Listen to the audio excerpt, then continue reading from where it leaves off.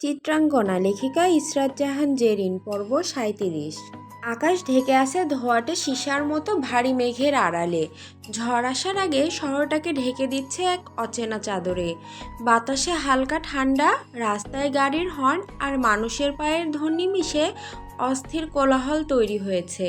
এই শহর বিশ্রাম চেনে না। মানুষের ঢল, ট্রাফিকের জট, হেডলাইটের ঝলক, সবকিছু জীবন্ত একটা অজগর হয়ে কিলবিল করে এগিয়ে চলে। তো মানুষের কিলবিল করতে থাকা শহরে চায়ের আড্ডার সামনে ভিড়ের মাঝে দাঁড়িয়ে আছে ফারাজ। চোখ তার বাইরের কোলাহল চেনে না, কিংবা সে চায় না চিনতে। হঠাৎই একটা অচেনা মেয়ে এসে দাঁড়ায় ফারাজের পাশে। কুণ্ঠাহীন দৃষ্টিতে একদৃষ্টিতে চেয়ে থাকে তার দিকে, যেন চোখ দিয়ে সে বলছে অনেক কিছু। ফারাজ কিছুটা অস্বস্তি বোধ করলেও মুখে কোনো ভাব প্রকাশ করে না, ভান করে যেন সে কিছুই দেখছে না। কিন্তু হঠাৎ মেয়েটি বলে ওঠে, আপনাকে কষ্ট করতে হবে না, আপনি আমার চা নিয়ে যান। ফারাজ অবাক হয়ে তাকায় মেয়েটার দিকে। তার হাতে 2 কাপ চা। একটু থেমে কিছুটা দ্বিধা নিয়ে ফারাজ বলে, আচ্ছা দেন। পকেট থেকে মানিব্যাগ বের করতে যাবে এমন সময় মেয়েটি বলে, চায়ের বদলে অন্য কিছু চাই। ফারাজের কপালে ভাঁজ পড়ে। কি চাই? মেয়েটি এক কথায় উত্তর দেয়, নাম্বার। ফারাজ হাসে। ও আচ্ছা, ওয়েট। গাড়ির সামনে দাঁড়িয়ে থাকা চিত্রা আর অভ্র ফ্যালফ্যাল করে তাকিয়ে আছে ফারাজের দিকে। চিত্রার মুখে চাপা রাগ, চোখে জ্বলন্ত আগুনের ন্যায় জ্বলছে। সে নিজে এখানে দাঁড়িয়ে, অথচ তার সামনেই স্বামী অন্য মেয়েকে নাম্বার দিচ্ছে। ফারাজ নাম্বারটা দিয়ে মেয়েটার হাতে টাকা গুঁজে দিয়ে বলে, ফারাজ ফাও খায় না, ফাও খেলে পেট খারাপ হয়। মেয়েটার মুখ অদ্ভুত রকম শান্ত, যেন বোঝার চেষ্টা করছে এই কথার অর্থ কী। ফারাজ চলে যাওয়ার আগেই মেয়েটি ফারাজের দেওয়া নাম্বারে তার সামনেই কল করে। মুহূর্তেই অভ্রের ফোন বেজে ওঠে। অভ্র কল ধরতেই ওপাশ থেকে মেয়েটি হ্যালো বলে। চিত্রার পাশে দাঁড়িয়ে থাকা নিরীহ নির্বাক অভ্রর মুখটা শুকিয়ে যায়। কিছু বলার আগেই মেয়েটা তার দিকে তাকায়। কিছু বলতে যাবে, তার আগেই ফারাজ ঘুরে দাঁড়িয়ে বলে, রাস্তা ছাড়েন খালাম্মা, আমার আগুন সুন্দরী বউটা অপেক্ষা করছে। আর হ্যাঁ, চায়ের জন্য ধন্যবাদ আশা করবেন না বান্দরী, ওইটার দাম কিন্তু নগদেই পে করেছি। মেয়েটি রেগে বলে, তাই বলে আরেকজনের নাম্বার দিবে তুমি? নাম্বার চেয়েছো খালাম্মা? কার নাম্বার চাই তাও তো বলনি। তাই আমার মহামারী কুদ্দুসের বাপের ভাইরাস দূর করতে ওর নাম্বারটাই দিলাম। বাই দ্য ওয়ে, মেয়ে তোর আব্বার বয়সী হয়, বাপের দিকে নজর দিতে লজ্জা করে না? আবার তুমি মারাও। গুনগুন করতে করতে ফারাজ মেয়েটিকে পাশ কাটিয়ে চিত্রার দিকে এগিয়ে যায়। চিত্রার ঠোঁট কেঁপে ওঠে কিছু বলার জন্য, কিন্তু ফারাজের সেই নির্লিপ্ত ভঙ্গিতে যেন সব কথা আটকে যায় গলায়। পুরো হতভম্ব, ফোনটা হাতে নিয়ে দাঁড়িয়ে থাকে। বেচারা নিজের অস্তিত্বটাই ভুলে গেছে। মনে মনে শুধু একটা কথাই ঘুরপাক খায় তার, এই ফারাজ এলাই তার প্রাইভেট নাম্বারটাকে সরকারি টয়লেট বানিয়ে দিল। ছ্যাঃ, বালের জীবন একটা। গাড়ির গায়ে হেলান দিয়ে চিত্রা চায়ের কাপে চুমুক দিতে যাবে, ঠিক তখনই ফারাজ বলে উঠল, আস্তে, ঠোঁট ফুঁড়ে যাবে তো। এদিকে দাও, ফু দিয়ে ঠান্ডা করে দিচ্ছি। চিত্রা হেসে বলল, আমি নিজেই ফু দিতে পারি, আপনি যদি ফু দিতে গিয়ে জাদু করে ফেলেন। ফারাজ হাসে, চোখে একরকম দম্ভ ভাব। জাদু করতে আমার ফুয়ের দরকার হয় না, আর মেয়ে পটানোর জন্য শার্টের বোতামও খুলতে হয় না। ফারাজ এলাহির নাম শুনলেই মেয়েরা প্রেমের সাগরে ডুবে মরে। চিত্রার কোনো জবাব দেয় না, কারণ ফারাজ ভুল কিছু বলেনি। একটু আগের ঘটে যাওয়া ঘটনা সে ভোলেনি। ফারাজ ধীরে ধীরে চায়ের কাপে ঠোঁট ছোঁয়ায়। চিত্রা শহরের ব্যস্ততা মুগ্ধ চোখে দেখে। মনে মনে বলে, এই শহর হাসে না, কাঁদেও না, শুধু দেখে কে কাকে হারায়, কে কাকে ঠকায়। কি অদ্ভুত! তার চেয়ে আমাদের কিশোরগঞ্জে কত শান্তি। চায়ের কাপটা ডাস্টবিনে ফেলতে যাবে, ঠিক সেই মুহূর্তে একটা বাচ্চা মেয়ে সামনে এসে দাঁড়ায়। মলিন মুখে, মায়াভরা চোখে হাত বাড়িয়ে বলে, আপা, 2 দিন ধরে পেটে কিছু যায় নাই, কয়টা টাকা দেন। চিত্রার বুক কেঁপে ওঠে। মেয়েটার এক চোখ অন্ধ, তবুও সেই চোখে এক অপার কৌতূহল, এই দুনিয়াকে বুঝে নেওয়ার, ভালো কিছু পাওয়ার আশায় জ্বলতে থাকা শিখা। চিত্রার কাছে টাকা নেই, সে ফারাজের দিকে তাকায়। ফারাজ কোনো প্রশ্ন না করে মানিব্যাগ খুলে 5,000 টাকা মেয়েটির হাতে দিয়ে বলে, কিছু খেয়ে নিও, ঠিক আছে? মেয়েটি থমকে যায়। এত টাকা? এই জীবনে কখনো শুয়ে দেখেনি এতটা। চোখ থেকে পানি ঝরে পড়ে তার, কণ্ঠে কোনো শব্দ নেই, তবু যেন পৃথিবীর সব ধন্যবাদ লুকিয়ে আছে তার দৃষ্টিতে। সে মনে মনে শুধায়, এই টাকা মায়ের হাতে দিমু, বলমু মাংস আনতে, পোলাও রানতে। শুনছি বড় লোকেরাই ওইসব খায়, মজার খাওন। চিত্রা ধীরে হাত রাখে মেয়েটার মাথায়, যেন দুনিয়ার সব আশীর্বাদ ছুঁয়ে যায় তার কপালে। ফারাজ একদৃষ্টিতে তাকিয়ে থাকে চিত্রার দিকে। এই মেয়েটার এত মায়া, পথের শিশুর জন্য এত দরদ। নিজের সন্তান হলে সে কেমন করে ভালোবাসবে? এই প্রশ্নটা কেমন যেন গেঁথে বসে তার হৃদয়ে। ফারাজ ধীরে পেছন ঘুরে অভ্রর কাছে গিয়ে ফিসফিস করে জিজ্ঞেস করে, সামাদের চোখগুলো ঠিক ছিল তো? অভ্র মাথা হেট করে বলে, ভালো ছিল। তাহলে একটা চোখ ওই মেয়েটার জন্য ব্যবস্থা কর। আর এই মেয়ে এবং তার পরিবারের দায়িত্ব আজ থেকে আমি নিলাম, তুই তারও বন্দোবস্ত কর। অভ্র নিঃশব্দে মাথা নাড়ে। ফারাজ আর কিছু না বলে ফিরে যায় চিত্রার কাছে। পাশে গিয়ে দাঁড়াতেই আকাশ যেন তার আবেগ ধরে রাখতে না পেরে ঝরে পড়ে। মুষলধারে বৃষ্টি নামে, চারপাশে ছুটোছুটি শুরু হয়ে যায়। কেউ খুঁজছে ছাউনি, কেউ ছুটছে বাড়ির দিকে। কিন্তু ফারাজের প্রয়োজন একটাই, তা হচ্ছে চিত্রা। চিত্রারও হয়তো তাই। ফারাজ বৃষ্টির ফোঁটা ভিজিয়ে দিচ্ছে তাদের শরীর, কিন্তু তারা দাঁড়িয়ে থাকে স্থির। ফারাজের সাদা শার্ট ভিজে গায়ের সঙ্গে লেপ্টে গেছে। চিত্রার চুল থেকে টুপটাপ করে পানি পড়ছে, তবুও কোনো অস্বস্তি নেই। বরং সে বৃষ্টির জল ধীরে ধীরে চিত্রার শরীর ছুঁয়ে ভিতর অবধি কোনো অজানা অনুভবকে জাগিয়ে তুলছে। ফারাজের চোখে নেশা, অন্তরে কামুকতা। অভ্র ছাতা হাতে নিয়ে এক পা এগিয়ে এসেও থেমে যায়। এমন সময় বিরক্ত করলে অভিশাপ লাগবে। পরে যদি সেই অভিশাপের কারণে বিয়ে না হয়, বাপরে, মহামারী হয়ে বেঁচে আসি সেটাই তো কষ্টকর। আবার মৃত্যু। বৃষ্টির মাঝে ফারাজ চিত্রার হাত ধরে। চিত্রার কণ্ঠে ধীরতা। চলুন বাড়িতে ফিরে যাই। ফারাজ চট করে প্রশ্ন করে, ফিরে গেলে কি পাবো? আপনার মন যা চাইছে সেটাই। সত্যি বলছো?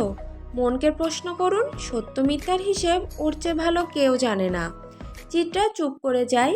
বৃষ্টি ভিজে চুল, কাঁপতে থাকা আঙুল। ফারাজ সেই হাতটা আরেকটু শক্ত করে ধরে নিজের দিকে টেনে আনে।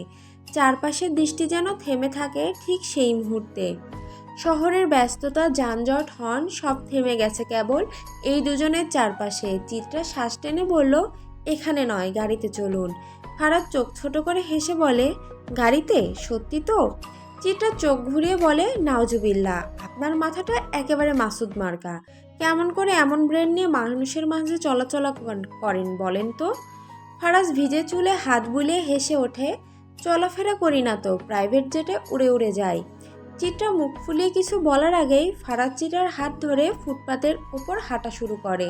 তাদের গন্তব্য কোথায় তারা জানে না, শুধু জানে একসঙ্গে ভিজতে হবে। সারাটা জীবন এভাবে একসঙ্গে হাত ধরে হাঁটতে হবে। ফারাজ চিত্রার পানে চেয়ে গান ধরে গলা উঁচিয়ে, আকাশের মেঘে বৃষ্টি হয়ে স্বপ্নগুলো দেয় ভিজিয়ে, তুমিও কি আমার সাথে ভিজবে পথে হাত জড়িয়ে। এলাহি মেনশনে গাড়ি ঢুকতেই বৃষ্টি ভেজা চিত্রা নিজেই দরজা খুলে নামলো। গাড়ির শব্দ শুনে আয়েশা তাড়াহুড়ো করে বাইরে বেরিয়ে এলো। ভেজা চিত্রাকে দেখে প্রথমে একটু থমকে গেলেও পরক্ষণেই মুখটা লাল করে হালকা লজ্জায় পড়ে গেল। তার এমন অপ্রত্যাশিত প্রতিক্রিয়ায় পেছন থেকে অভ্র হেসে ফিসফিস করে বলল, গুয়ালি, কালামাইন ঠিক কর। তারপর চিত্রার দিকে তাকিয়ে গম্ভীর গলায় যোগ করল, ভাবি, আপনি ততক্ষণে কাজগুলো শেষ করে ফেলুন। চিত্রা মাথা নেড়ে চুপচাপ ভেতরে চলে গেল। চিত্রা চলে যেতেই আয়েশা এগিয়ে এসে ভ্রুকুচকে অভ্রর দিকে তাকিয়ে বলল, তোর মাইন্ড কালা, তোর মন কালা, আর শালা তোর পেছনও কালা। খুলে দেখিয়েছিলাম নাকি? দেখ, ওইসব দেখা লাগে নাই, এমনিতেই আন্দাজ করে ফেলি। খুব অভিজ্ঞ আছে দেখছি অভিজ্ঞ আপা। তো বেটা মানুষের পাছার কালার আন্দাজের উপকারিতা কি? মানে এসব করে কামান কি? দেখ, লাগতে আসিস না। চেয়ে দেখ গোয়ালি কে কার সীমানায় এসেছে। আর থাম বইন, ঝগড়ার মুডে নাই। অভ্র বিরক্ত মুখে জবাব দেয়, কি হয়েছে বক্কর আলী? আয়েশা ঠোঁট বাঁকায়। অভ্রর আগে মুখ ফুলিয়ে বলে, আজায়রা, পাগল দাদির মেন্টাল নাতনি। আয়েশা এবার আর কথা না বাড়িয়ে ভেতরে যাওয়ার জন্য পা বাড়ায়, কিন্তু ঠিক সেই সময় আকাশ ফেরে এক বিকট শব্দে বিজলি চমকালো। আতঙ্কে আয়েশা পেছনে ফিরে অভ্রর দিকে দৌড় দেয়। ততক্ষণে অভ্র সামনে থেকে সরে যায়। আয়েশার তাল ঠিক না থাকায় সে অভ্রর গায়ে ধাক্কা খেয়ে হুড়মুড়িয়ে পড়ে যায়। চিৎকার করে ওঠে। সিমেন্ট ঢালাই করা পার্কিং লটে পড়লে তো গন্ডারের চামড়াও ছিলে যায়। আয়েশা তো সামান্য একটা মেয়ে। হাঁটু ছিলে বেরিয়ে এসেছে রক্ত, বাম পাটাও মোচড় খেয়েছে। অভ্র প্রথমে পাত্তাই দেয় না, যাওয়ার জন্য ঘুরে পা বেড়ায়, কিন্তু এক মুহূর্তেই থমকে দাঁড়ায়। পেছন ফিরে আয়েশার সামনে এসে দাঁড়ায় সে। হাতে থাকা ছাতাটি ফেলে দেয় এক পাশে, তারপর নিজের ব্লেজারটা খুলে আয়েশার গায়ে জড়িয়ে দেয়। এক মুহূর্ত থেমে কোনো কথা না বলে ঝট করে আয়েশাকে পাজা কোলে তুলে নেয়। আরে, আয়েশা অবাক হয়ে কিছু বলতে চায়, একদম চুপ। অভ্রর আগুনের মতো উত্তপ্ত গলায় মুহূর্তেই আয়েশা থমকে যায়। অভ্রর মুখটা বদলে গিয়েছে, এমন রূপে আগে তো কখনো অভ্রকে দেখেনি সে। আয়েশা মনে মনে নিজেকে প্রশ্ন করে, আচ্ছা অভ্র তাকে এখন কোথায় নিয়ে যাবে? আশিকি মুভির মতো রুমে নিয়ে গিয়ে সিনিমিনি খেলবে না তো? হায় আল্লাহ, মেভি সাম হেল্প। ঘড়ির কাঁটা তখন 11টার দোরগোড়ায়। ফারাজ সবেমাত্র বাড়িতে ঢুকেছে। দরজার চৌকাঠ পেরোতেই একটু থমকে দাঁড়ায়। বাড়িতে ঘোর অন্ধকার, কারেন্ট নেই। আইপিএসটা সেটাই বা বন্ধ কেন? বাড়ি নিস্তব্ধ, নিঃসঙ্গ। ফারাজ একাই ফিরেছে। বজ্র এখনো বাইরে, ফিরতে একটু দেরি হবে। মনটা খসখস করে ওঠে ফারাজের। আজ রাতে চিত্রার সঙ্গে তার একটু নিরালায় ব্যতিক্রমভাবে কাটানোর পরিকল্পনা ছিল, কিন্তু বউটাকে মাঝপথে একা রেখে বেরোতে হলো। যদি না সামাদের ছেলে এত ঝামেলা পাকাতো। শালা, যার বাপকে ফারাজ নিজের হাতে ডোনেশন দিয়েছে, তার ছেলের এত তেল মানায় না। শালার মাথায় চর্বি জমেছিল, এখন তো সেই চর্বি গুলিয়ে শালাকে ফারাজ পানি খাইয়েছে। আসলে বেটা জানে না বাপেরও যে বাপ আছে। ফারাজ মনে মনে গজগজ করে, বেটার তেল নিংড়ে ফেয়ার ক্রিম বানিয়ে নিজের গায়ে মেখে ছেড়ে দিব। ফারাজ একটা দীর্ঘশ্বাস সেরে ধীর ভাবে হলরুমে আসে। অন্ধকার ঘরটাও আজ অভিমানী হয়ে আছে। ধ্যাত, নিজেকে ধমক দেয় ফারাজ। আজকের রাতটা এমন হওয়ার কথা ছিল না। পরিকল্পনা ছিল চিত্রাকে আধার রাতের জ্যোৎস্না দেখাবে, তার চোখে চোখ রেখে কিছু না বলা কথা বলবে। অথচ এখন কিছু করার আগেই খুন করে হাত রক্ত করে এসেছে সে। আচ্ছা, চিত্রা কি কলিজা ভুনা করতে পারে? সে কি কখনো জানবে তার স্বামীর খুন করলে কলিজা ভুনা খেতে ইচ্ছে করে? ফারাজ থেমে যায়। অন্ধকারের চারপাশে একবার নজর বুলিয়ে নেয়। নিস্তব্ধতা এত ভারী যে মনে হচ্ছে বাড়িটার ভেতর শ্বাস নেওয়ার জন্য অনুমতির প্রয়োজন। কিছু একটা গোলমাল তো আছেই নিঃসন্দেহে। অভ্র কোথায়? হঠাৎ প্রশ্নটা মাথায় আসে। পকেট থেকে ফোন বের করে ফ্ল্যাশ লাইট জ্বালায়। অভ্রকে কল দেয়। লাইন যাচ্ছে কিন্তু কল ধরছে না। আর এক মুহূর্ত দেরি না করে ফারাজ সিঁড়ি বেয়ে উঠে যায় দোতলায়। দোতলা থেকে রবীন্দ্রসঙ্গীতের শব্দ পাচ্ছে ফারাজ, কিন্তু আদৌ কি ওটা রবীন্দ্রসঙ্গীত? বাইরে এখনো ঝরছে বৃষ্টি। জানালার কাছে অশরীরীর মতো আছড়ে পড়ছে ফোঁটা ফোঁটা জল। ফারাজ কিছু স্পষ্ট শুনতে পাচ্ছে না। ঠিক তখনই চিত্রার মুখ মনে পড়ে যায়। চিত্রা তো অন্ধকার ভয় পায়, তাহলে এখন কোথায় সে? হঠাৎ উদ্বেগে তড়িত হয়ে রুমে ঢুকে সে। ফ্ল্যাশলাইটের সাহায্যে পুরো রুমে চোখ বোলায়। চিত্রাকে ডাক দেয়, সারা শব্দ নেই। সে ঘুরে দাঁড়াতে না দাঁড়াতেই পিঠে ঠেকে যায় একটা ঠান্ডা সূচালো কিছু, চাকুর মতো। সেই শুকনো চাকুর শান পিঠ বেয়ে ধীরে ধীরে নেমে আসে কোমরের দিকে। ফারাজের সঙ্গে খেলা। ফারাজের হাসি আসে।